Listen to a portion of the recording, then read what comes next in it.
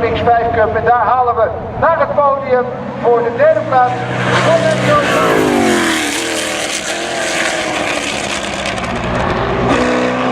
Tussen in de 48.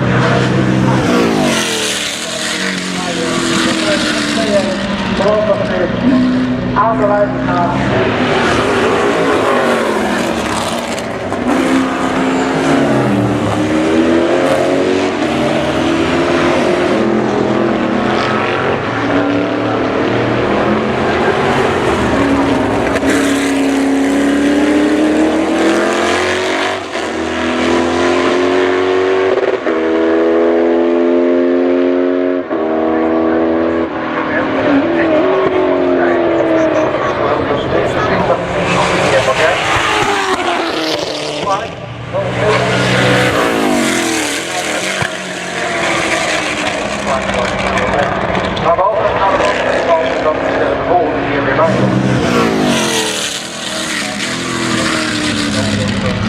Maar ja, dat kan het wel beter zijn. Ik geloof dat hij soms weer nog steeds goed. Ja.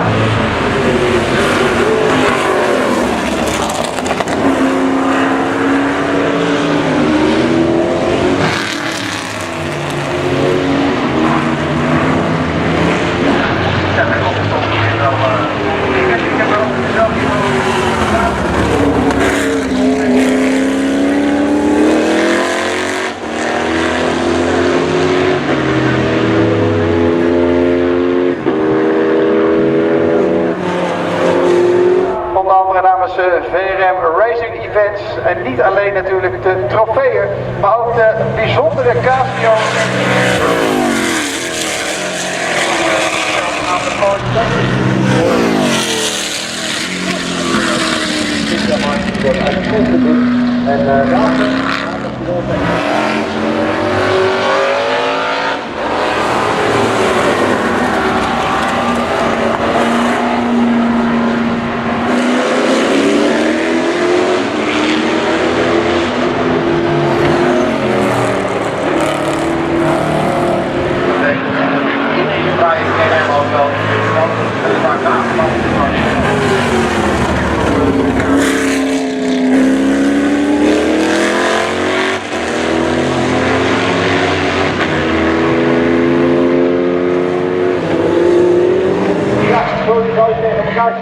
Ja, dat zie je wel dat je bij de eerste kan komen.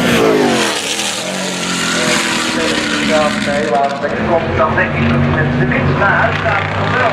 Zelfs dan denk ik.